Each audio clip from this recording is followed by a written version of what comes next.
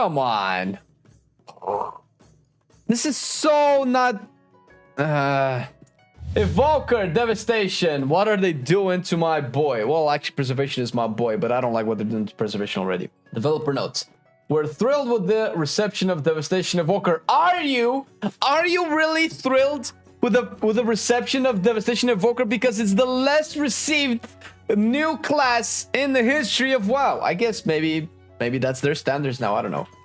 I would...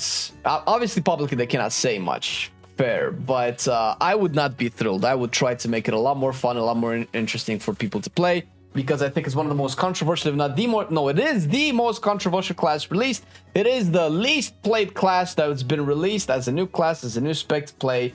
So I think it needs a lot of work. So if they're saying this publicly because they kind of have to, that's fine. I get it. It's fair. But I hope they are looking into ways of improving and making the spec more fun. I hope they don't, you know, rest on their laurels, let's say. The external players have expressed for their playstyles. In Numbers of Neltharion, we're making target adjustments to a few key talents to address a nuance of the Dragon Rage extension loop, where it can be optimal to aggressively cancel and disintegrate back-to-back in order to maximize the effects of Feed the Flames and Causality.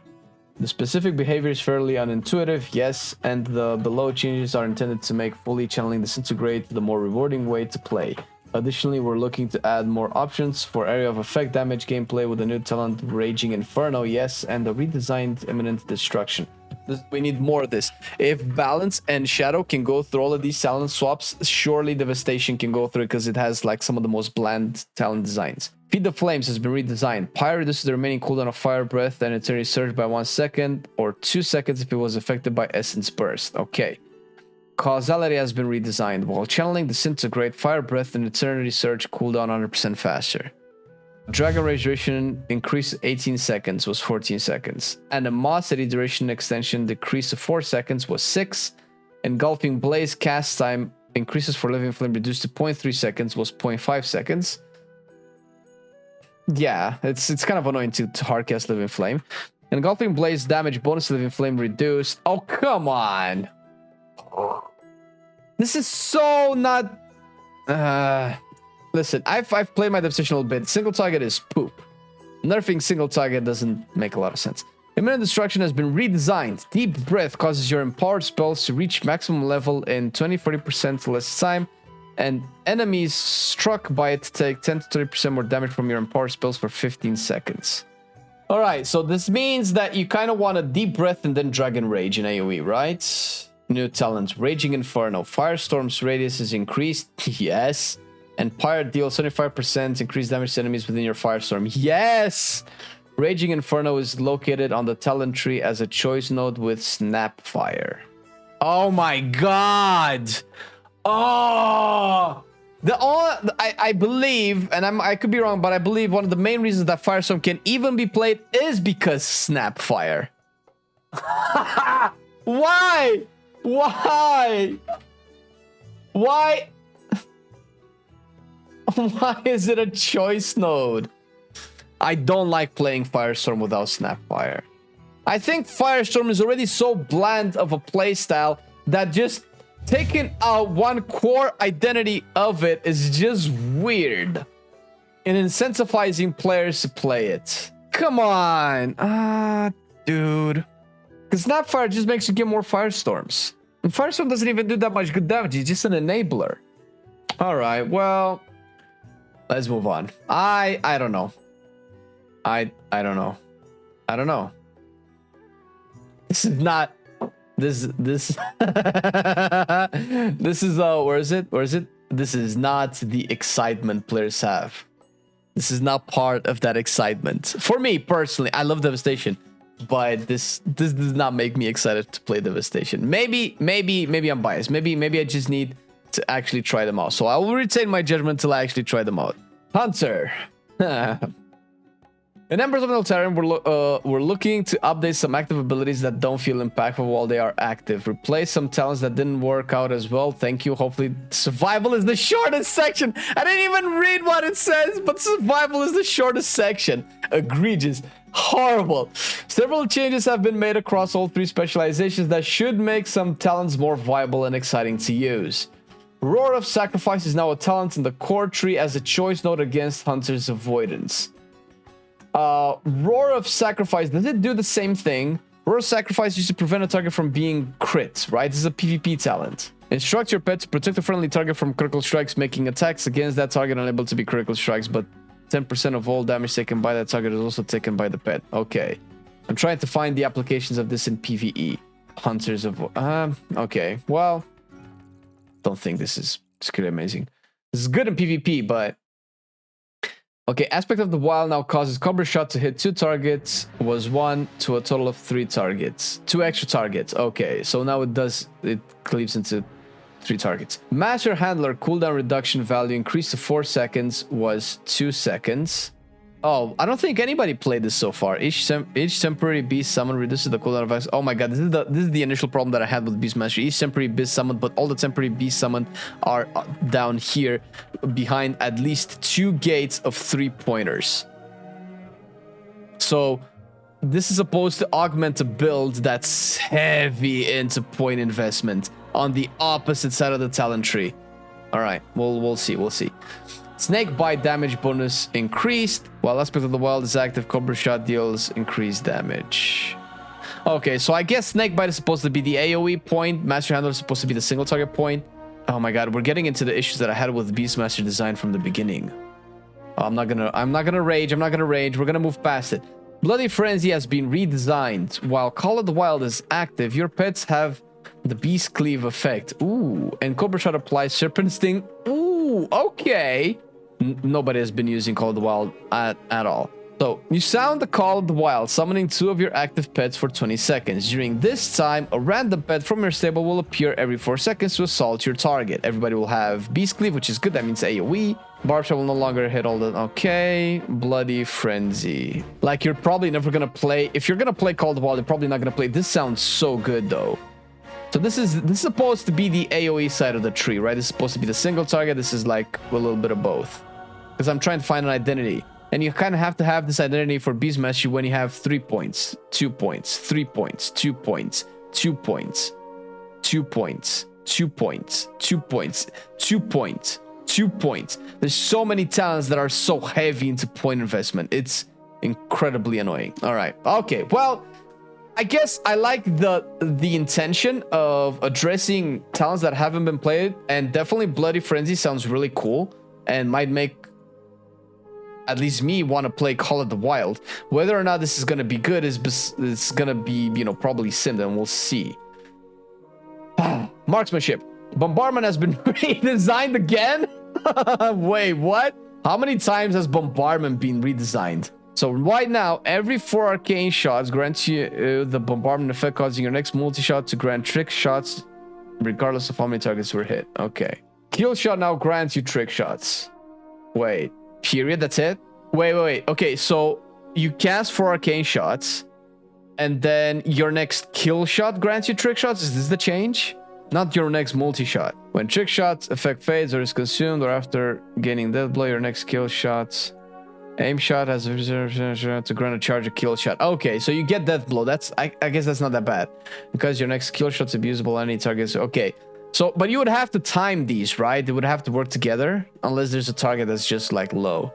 Okay, the interaction is kind of cool if it's something reliably possible and not just super annoying. Legacy of the Windrunners has been slightly redesigned again. Aim shot now always shoots 2 and 4, I guess because it's a 2-pointer, right? 2 and 4 wind arrows at your target. Every 24 wind arrows fired generate a charge of aim shot and 30 focus. Okay, it's okay. Wind arrows from Legacy of the Windrunners have had their damage reduced by 66%. Okay, this is just numbers. I guess numbers are numbers. Since I haven't played marksmanship extensively, I wouldn't know how much this affects everything. Lethal shots has been replaced with In the Rhythm. New talent, In the Rhythm. Lethal shots. Arcane shot and multi-shot have a 30% chance to reduce the cooldown of rapid fire. That's such a... In the Rhythm. Fully channeling rapid fire now grants 15% haste. Wait, isn't this a BFA Azerite? I remember this. Wasn't this a BFA Azerite? This was actually cool. I love the flow of the rotation when you had this. No, this is actually good. I like this. Bullseye is now 1 rank talent for the same benefit as the previous ranks. Why don't they do this for Beast Mastery, man? Alright, survival. There's only 2 points on survival. The spec that needs the most attention out of all 3 specs. Ruthless Marauder is now a 2-rank talent. Jesus, finally. For the same benefit as the previous 3 ranks. It's better.